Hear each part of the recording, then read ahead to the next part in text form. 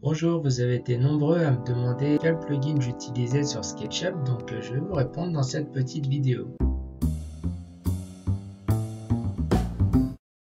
Alors aujourd'hui, je vais principalement me concentrer sur les plugins que vous pouvez trouver gratuitement donc dans les extensions de SketchUp, par ici, extension Warehouse. Donc comment ça fonctionne? Ici, vous allez taper le plugin que vous voulez installer sur votre logiciel SketchUp en version pro pour que ça soit sur votre ordinateur. Donc par exemple, si je prends le premier, vous cliquez dessus, vous allez arriver sur la page de présentation de l'extension. Vous avez juste à faire install. Donc là, vous avez un petit message d'alerte, vous dites oui. Et là, ça vous dit que l'extension est bien installée sur votre logiciel. Et c'est aussi simple que ça. Donc aujourd'hui, je vous ai préparé un petit peu mon top 10 que je mettrai en avant sur SketchUp, avec principalement les barres d'outils que vous voyez ici. Mais également, il y en a qui n'ont pas des petites fenêtres comme ça, que vous pourrez déplacer, ou alors venir ancrer ici sur le haut dans les barres d'outils. Donc sur certains plugins, je vous montrerai, il faut passer par les menus du haut pour trouver le plugin en question. Alors avant de commencer cette vidéo, si tu ne me connais pas encore, moi je suis Sébastien Maison, je suis formateur indépendant sur les logiciels SketchUp et Layout, et j'aimerais te faire une petite mise en garde concernant les plugins sur SketchUp. Alors bien souvent, les premières discussions que j'ai avec les personnes, c'est Seb, quel plugin tu utilises sur SketchUp pour faciliter la vie. Le problème avec l'utilisation des plugins, moi je ne le recommande pas au début. Il faut vraiment connaître les fonctionnalités de base de son logiciel avant d'installer les plugins. Je préfère vous mettre en garde parce qu'en fait vous allez commencer à installer tout un tas de plugins. Déjà il faut savoir que les plugins, des fois ça peut faire bugger le logiciel. En plus, ça va vous ralentir le démarrage du logiciel. À chaque fois que vous installez un plugin en plus, c'est des fonctionnalités pour le logiciel à lancer dès le démarrage. Donc il y aura un temps de chargement plus long. Et ensuite, on va le voir avec certains plugins. C'est pas parce que l'extension vous aura fait gagner du temps, par exemple pour dessiner une porte ou une fenêtre, que par la suite vous saurez forcément la redimensionner, etc. Donc je préfère vous prévenir avant. Maîtrisez vraiment les bases du logiciel avant d'installer des plugins. Ça vous sauvera la vie plusieurs fois. Si jamais vous n'êtes pas complètement à l'aise avec le logiciel SketchUp, il faut savoir que moi je propose du coaching à distance, donc en fait vous avez juste à me contacter et on pourra mettre ensemble quelques heures de mise à niveau ou alors des formations complètes depuis zéro. Je vous mettrai un lien dans la description pour que vous puissiez me contacter sans problème. Allez, c'est parti, on regarde ces petites extensions. Donc je vous ai mis les noms de toutes les extensions, elles seront dans la description de la vidéo. Et également cette vidéo, il faut savoir que je vais l'intégrer à un article sur mon blog, donc je vous conseille d'aller la regarder sur cet article, comme ça vous permettra de me laisser des commentaires directement sur la page. Donc la première extension que je voulais vous montrer, c'est l'extension qui s'appelle Cleanup. Donc Cleanup, vous la retrouverez pas dans une barre d'outils comme ça, il faudra aller dans le menu extension ici, ou prolongement sur Mac, et ici vous avez Cleanup 3, qui vous permettra d'accéder à plusieurs options. Donc la plus simple, c'est de cliquer sur le premier menu là, le Clean, qui va vous ouvrir une fenêtre avec les différents réglages à prendre en compte. Principalement, cette extension, à quoi elle va servir? Elle va surtout servir à nettoyer votre modèle si jamais vous avez de la géométrie cachée par exemple qui pourra vous déranger, ou alors toute la géométrie on va la remettre sur la balise sans balise, vous savez, etc. Je vous laisserai découvrir un petit peu parce que sinon cette vidéo va être extrêmement longue. Donc premier plugin très important pour moi, le plugin Cleanup. Ensuite on va passer au plugin 1001 Bit Tool. Donc c'est un plugin qui est très complet, vous voyez il y a énormément d'options. Donc si je dessine rapidement une petite proposition d'architecture comme ça, je vais faire une ouverture pour la porte et puis une ouverture pour une fenêtre très rapidement, juste pour que vous compreniez à quoi ça sert. Tout ça, je vais en créer un groupe. Et là, je vais vous montrer deux principales fonctionnalités qu'on va utiliser avec cette extension. Donc, vous aurez la possibilité, par exemple, de créer très rapidement des portes en dessinant un simple rectangle comme ça. Vous allez le sélectionner. Et ensuite, vous allez aller ici pour créer un encadrement de porte. Et là, vous allez arriver sur différents réglages que vous allez pouvoir configurer. Par exemple, je peux lui mettre un petit chanfrein comme ça. La largeur, je vais mettre 100. Le chanfrein, je vais le laisser à 10. La largeur du cadre, je vais peut-être le passer à 50. Et le chanfrein dans l'autre sens, je vais le laisser à 10. Et là, on va choisir en fait la position du profil par rapport au rectangle de base qu'on aura dessiné dans notre modèle. Donc, on va laisser back pour voir ce que ça donne. Create door frame. Voilà. Et vous voyez, on a rapidement un cadre de porte qui en plus est groupé, donc on pourra manipuler comme on le désire. On peut faire la même chose avec une fenêtre, donc on va venir déterminer la surface sur laquelle on veut obtenir le cadre. On peut même rajouter des séparations ici, et en fait toujours pareil, on va cliquer sur la face qui va nous donner la direction de notre cadre. On clique sur cette icône, on règle les paramètres, Create Windows Frame, voilà, pareil à côté. Et après, on a notre fenêtre qu'on peut venir rentrer à l'intérieur où on a accès maintenant à la face. Et on va pouvoir, par exemple, lui mettre une matière de vitrage. Donc, encore une fois, les plugins, c'est vraiment, vous voyez, ça, j'aurais pu le faire, par exemple, avec l'outil Suivez-moi, en créant un profil sur la base et puis le faire parcourir le long de la porte. L'extension, ça va être vraiment quelque chose qui ne va pas ajouter des fonctionnalités au logiciel. C'est vraiment pour vous faire gagner du temps, en fait, mais ça remplacera jamais les fonctionnalités du logiciel. On va pas ajouter des fonctionnalités en plus, sauf peut-être cas exceptionnel. Je préfère pas trop m'avancer là-dessus parce qu'il y en aura toujours un de vous qui va me trouver une exception, on est d'accord? Mais normalement, voilà, toutes les fonctionnalités que je vais faire avec ces plugins, avec ces extensions, c'est des choses que vous pouvez faire de base avec le logiciel. Donc je vous laisserai regarder aussi 1001 Bit Tool, vous verrez, il y a la possibilité de faire des charpentes, des escaliers, des répétitions le long d'une ligne, par exemple, pour des garde-corps, ça peut être assez sympa. Et maintenant, on va se servir de notre petite maison pour aller vous présenter l'extension suivante. Alors la suivante, ça va être celui-là, Architecture.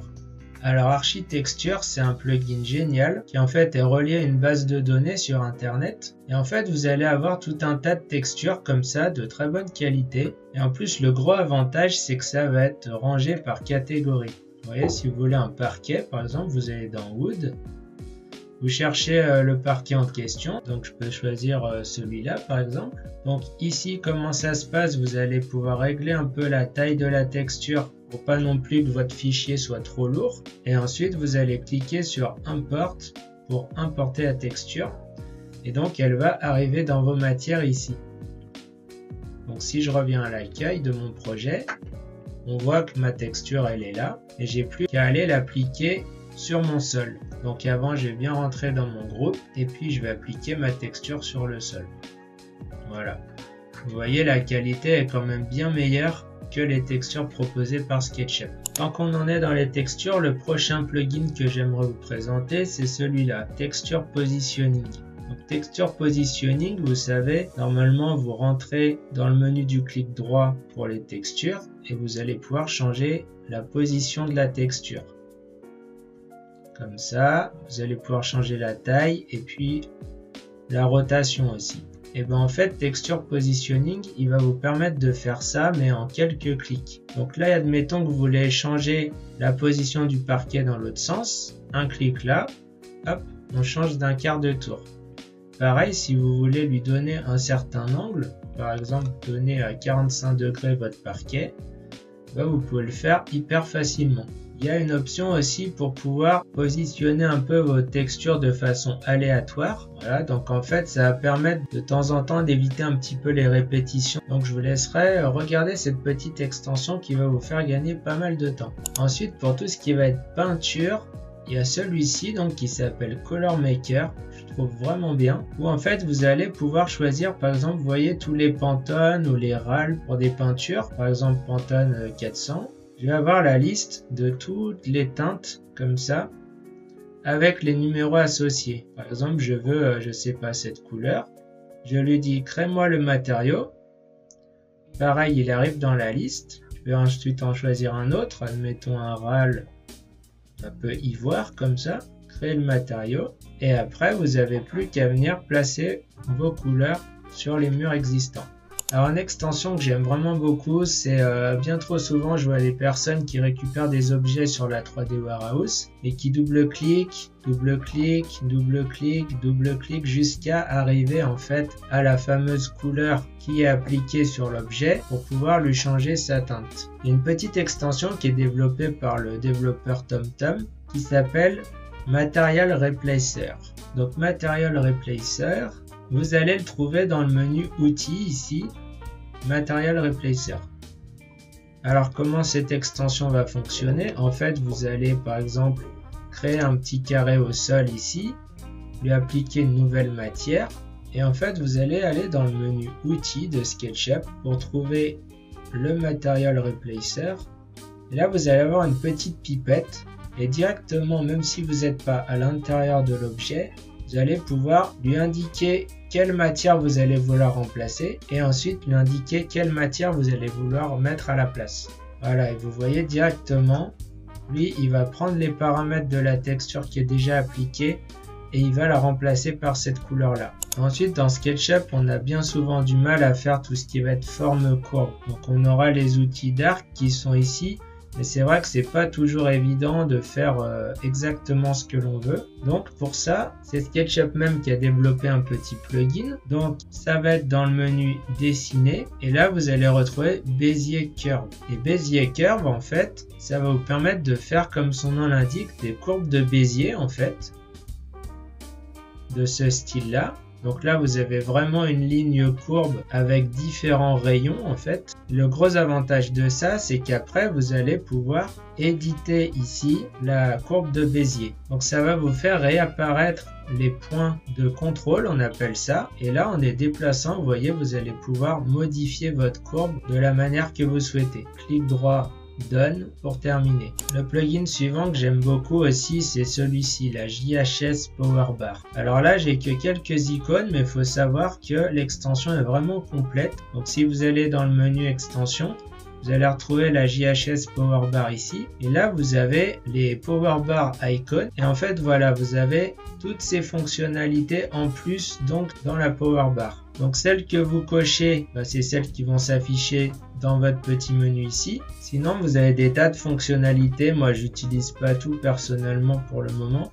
Il y a des fonctionnalités comme par exemple le miroir qui a été ajouté de base dans SketchUp avec l'outil retourner. Donc vous voyez, il y a aussi des vieilles fonctionnalités que vous n'avez pas spécialement besoin. Et en fait, une fois que vous avez tout coché, il faut sauvegarder ici. Et là, en fait, SketchUp va vous dire qu'il faut redémarrer le logiciel. Donc faites attention de bien sauvegarder vos projets avant de modifier les icônes de la Powerbar. Donc la Powerbar, principalement, moi je m'en sers, si je sélectionne une courbe comme ça, je vais pouvoir faire un espèce de poussé-tiré, mais vous voyez, uniquement sur une arête en fait. Je ne vais pas avoir besoin de lui mettre de l'épaisseur pour pouvoir faire un poussé-tiré. Donc ça, dans la vraie vie, normalement, ça marche pas. On sait très bien que même une feuille de papier ou un tissu, ça a une épaisseur en vrai. Donc normalement, il faut vraiment venir ici faire un petit décalage, fermer notre forme et ensuite seulement vous pouvez faire votre poussé-tiré, même si l'épaisseur est minime. C'est vrai que de temps en temps, avoir des formes comme ça qui n'ont pas d'épaisseur, ça peut nous dépanner. Donc cette fonctionnalité est pas mal. Sinon, gros avantage de la JHS Powerbar, c'est la possibilité de faire, vous savez, tout ce qui va être des tubes. Par exemple, là, si je lui mets 100 de diamètre, à l'intérieur, je peux lui mettre, je sais pas, 80.